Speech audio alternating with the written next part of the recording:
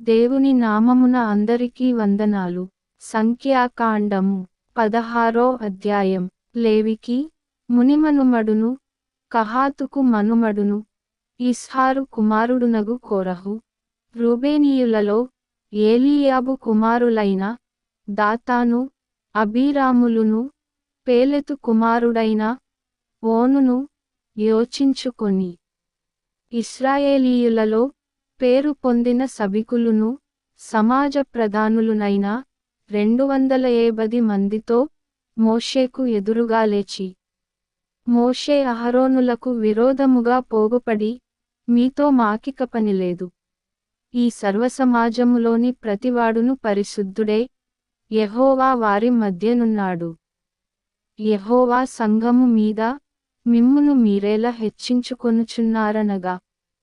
మోషే ఆ మాట విని సాగిలపడెను. అటు తరువాత అతడు కోరహుతోనూ వాని సమాజముతోనూ ఇట్లనెను, తనవాడు ఎవడో పరిశుద్ధుడు ఎవడో రేపు యెహోవా తెలియజేసి వానిని తన సన్నిధికి రానిచ్చును. ఆయన తాను ఏర్పరచుకొనిన వానిని తన యొద్దకు చేర్చుకొనును. ఇలాగు చేయుడి. కోరహును అతని సమస్త సమూహమునైన మీరును ధూపార్తులను తీసుకొని వాటిలో అగ్నియుంచి రేపు యెహోవా సన్నిధిని వాటి మీద ధూపద్రవ్యము వేయుడి.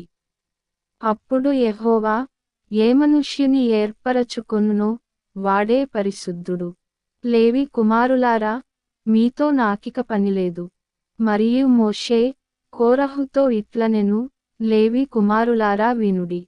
తన మందిర సేవ చేయుటకు యెహోవా మిమ్మును తన యొద్దకు చేర్చుకొనుటయు, మీరు సమాజము ఎదుట నిలిచి వారు చేయవలసిన సేవ చేయునట్లు ఇశ్రాయేలీయుల దేవుడు ఇశ్రాయేలీయుల సమాజములో నుండి మిమ్మును వేరు పరచుటయు మీకు అల్పముగా కనబడునా?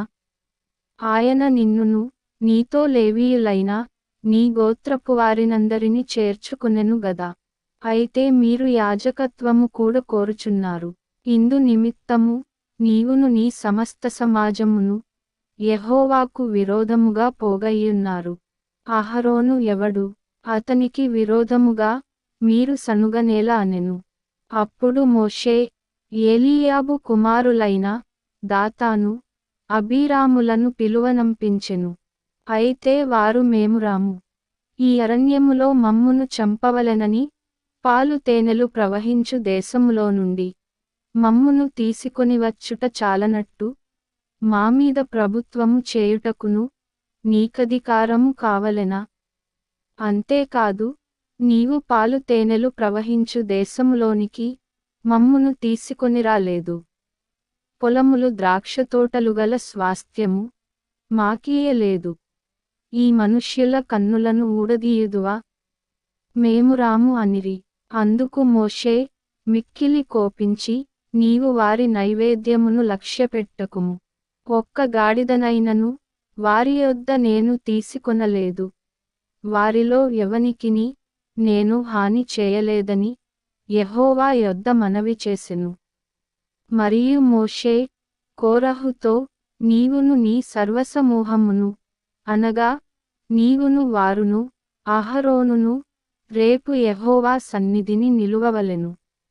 మీలో ప్రతివాడును తన తన ధూపార్తిని తీసుకొని వాటి మీద ధూపద్రవ్యము వేసి ఒక్కొక్కడు తన ధూపార్తిని పట్టుకొని 270 ధూపార్తులను యెహోవా సన్నిధికి తేవలెను. నీవును అహరోనును ఒక్కొక్కడు తన ధూపార్తిని తేవలెనని చెప్పెను.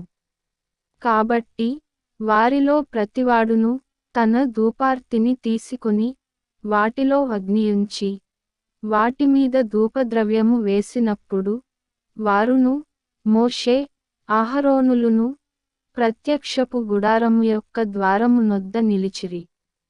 కోరహు ప్రత్యక్షపు గుడారము యొక్క ద్వారము నొద్దకు సర్వసమాజమును వారికి విరోధముగా పోగుచేయగా యెహోవా మహిమ సర్వసమాజమునకు కనబడెను. అప్పుడు యెహోవా, మీరు ఈ సమాజములో నుండి అవతలికి వెళ్ళుడి. క్షణములో నేను వారిని కాల్చివేయుదునని మోషే అహరోనులతో చెప్పగా, వారు సాగిలపడి, సమస్త శరీరాత్మలకు దేవుడవైన దేవా, ఈ ఒక్కడు పాపము చేసినందున ఈ సమస్త సమాజము మీద నీవు కోపపడుదువా అని వేడుకొనిరి. అప్పుడు యెహోవా మోషేకు ఇలాగు సెలవిచ్చెను, కోరహు, దాతాను, అబీరాముల యొక్క నివాసముల చుట్టుపట్ల నుండి తొలగిపోవుడని జనసమాజముతో చెప్పుము. అప్పుడు మోషే లేచి దాతాను అబీరాముల యొద్దకు వెళ్ళగా, ఇశ్రాయేలీయుల పెద్దలు అతని వెంట వెళ్ళిరి. అతడు, ఈ దుష్టుల గుడారముల యొద్ద నుండి తొలగిపోవుడి, మీరు వారి పాపములన్నిటిలో పాలివారై నశింపకయుండునట్లు వారికి కలిగినదేదియు ముట్టకుడి అని ఆ సమాజముతో అనెను. కాబట్టి వారు కోరహు, దాతాను, అబీరాముల నివాసముల యొద్ద నుండి ఇటు అటు లేచిపోగా, దాతాను, అబీరాములును, వారి భార్యలును, వారి కుమారులును, వారి పసిపిల్లలును తమ గుడారముల ద్వారమున నిలిచిరి. మోషే, ఈ సమస్త కార్యములను చేయుటకు యెహోవా నన్ను పంపెననియు, నా అంతట నేనే వాటిని చేయలేదనియు దీనివలన మీరు తెలిసికొందురు. మనుష్యులందరికి వచ్చు మరణము వంటి మరణము వీరు పొందిన ఎడలను సమస్త మనుష్యులకు కలుగునదే వీరికి కలిగిన ఎడలను యెహోవా నన్ను పంపలేదు. అయితే యెహోవా గొప్ప వింత పుట్టించుట వలన వారు ప్రాణములతో పాతాళములో కూలునట్లు భూమి తన నోరు తెరచి వారిని వారికి కలిగిన సమస్తమును మింగివేసిన ఎడల వారు యెహోవాను అలక్ష్యము చేసిరని మీకు తెలియుననెను. అతడు ఆ మాటలన్నీయు చెప్పి చాలించగానే వారి క్రింది నేలనెర విడిచెను. భూమి తన నోరు తెరచి వారిని, వారి కుటుంబములను, కోరహు సంబంధులందరినీ, వారి సమస్త సంపాద్యమును మింగివేసెను. వారును వారి సంబంధులందరును ప్రాణముతో పాతాళములో కూలిరి. భూమి వారిని మింగివేసెను. వారు సమాజములో ఉండకుండా నశించిరి. వారి చుట్టూనున్న ఇశ్రాయేలీయులందరూ వారి ఘోష విని భూమి మనలను మింగివేయునేమో అనుకొనుచు పారిపోయిరి. మరియు యెహోవా యొద్ద నుండి అగ్ని బయలుదేరి ధూపార్పణమును తెచ్చిన ఆ 270 మందిని కాల్చివేసెను. అప్పుడు యెహోవా మోషేకు ఇలాగు సెలవిచ్చెను, నీవు యాజకుడగు అహరోను కుమారుడైన ఎలియాజరుతో ఇట్లనుము, ఆ అగ్ని మధ్య నుండి ఆ ధూపార్తులను ఎత్తుము, అవి ప్రతిష్ఠితమైనవి. ఆ అగ్నిని దూరముగా చల్లుము. పాపము చేసి తమ ప్రాణములకు ముప్పు తెచ్చుకొనిన వీరి ధూపార్తులను తీసుకొని బలిపీఠమునకు కప్పుగా వెడల్పైన రేకులను చేయవలెను. వారు యెహోవా సన్నిధికి వాటిని తెచ్చినందున అవి ప్రతిష్ఠితమైనవి. అవి ఇశ్రాయేలీయులకు ఆనవాలుగా ఉండును.